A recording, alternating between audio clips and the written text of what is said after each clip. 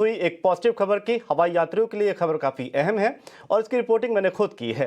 हवाई यात्रियों को बेहतर सुविधा देने के मकसद से लॉन्च की गई डिजी यात्रा, ये सुविधा लगातार कामयाबी की ऊंची उड़ान भर रही है। महज 6 महीने में 1 मिलियन से ज़्यादा ऐप डाउनलोड हो चुके हैं, यानी 10 लाख से ज़्यादा लोगों ने डिजी यात्रा ऐप को इंस्टॉल किया है। वहीं इस डिजिटल सुविधा का फायदा उठाने वाले हवाई यात्रियों की संख्या 20 लाख के पार चली गई है। इस कामयाबी को देखते हुए इसे इंटरनेशनल ट्रैवल के लिए भी जल्द लागू करने की योजना सरकार बना रही है। देखिए इस पे हमारी एक खास रिपोर्ट।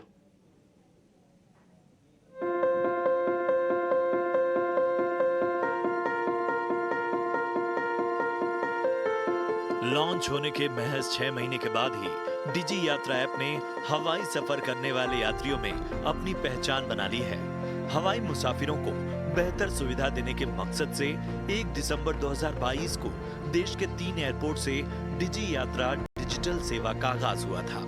इस सुविधा में आपका चेहरा ही आपकी पहचान होती है, यानी फेशियल रिकॉग्निशन के जरिए आप एयरपोर्ट में एंट्री से लेकर फ्लाइट में बोर्ड करने तक की पूरी प्रक्रिया चंद मिनटों में ही पूरी कर सकते हैं। शुरुआत में पायलट प्रोजेक्ट के तौर पर बेंगलुरु, दिल्ली और वाराणसी एयरपोर्ट में ये डिजिटल सुविधा शुरू हुई।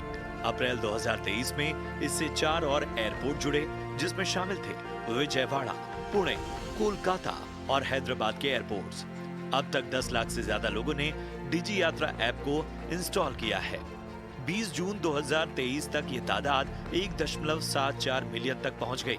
वहीं इस डिजिटल सुविधा का फायदा करीब 20 लाख हवाई यात्री उठा चुके हैं। वाराणसी में सबसे ज्यादा लोगों ने इसका इस्तेमाल किया। दूसरे नंबर पर रहा विजयवाड़ा। हवाई यात्री सुविधाओं के नजरिए से 1 दिसंबर 2022 को शुरू की गई डिजी यात्रा सर्विस ने एक अहम पड़ाव पार कर लिया है। महज 6 महीने के भीतर 1 मिलियन यानी कि 10 लाख से ज्यादा ऐप डाउनलोड हो चुके हैं। एंड्रॉयड और iOS प्लेटफॉर्म पे डिजी यात्रा मोबाइल ऐप को डाउनलोड किया जा चुका है और अब तक 20 जून तक का जो आंकड़ा है उसमें तकरीबन 2 मिलियन यानी कि 20 लाख हवाई मुसाफिरों ने डिजी यात्रा सेवा का इस्तेमाल किया है, इसका फ़ायदा उठाया है। डिजी यात्रा दरअसल एक डिजिटल सर्विस है जिसमें आप अपने फेशियल रिकग्निशन के जरिए बिना लंबी कतारों में लगे हुए, बिना अपने बोर्डिंग पास को बार बार दिखाए हुए आप आसानी से अपने फेशियल रिकग्निशन के जरिए अपने चेहरे को पहचान बना करके एयरपोर्ट में एंटर कर सकते हैं और वो फिर प्रक्रिया को अपनाते हुए आप कम समय में अपनी फ्लाइट को बोर्ड कर सकते हैं। तो ये डिजी यात्रा सेवा की शुरुआत हुई 1 दिसंबर 2022 को।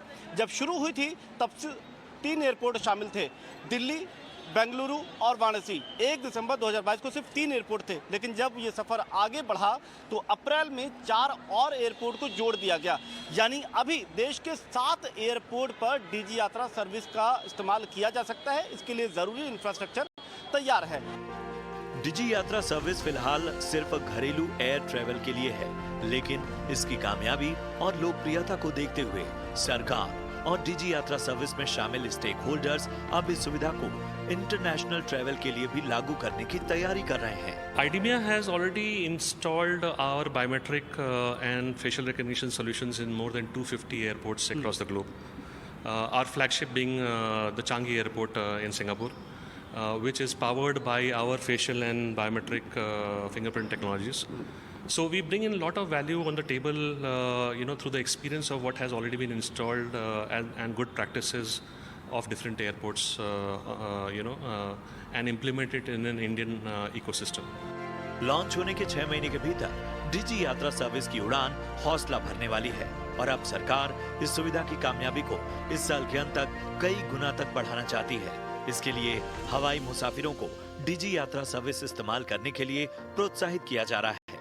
साथ ही सभी जरूरी कदम उठाए जा रहे हैं। समीर दीक्षित, ET Now स्वदेश।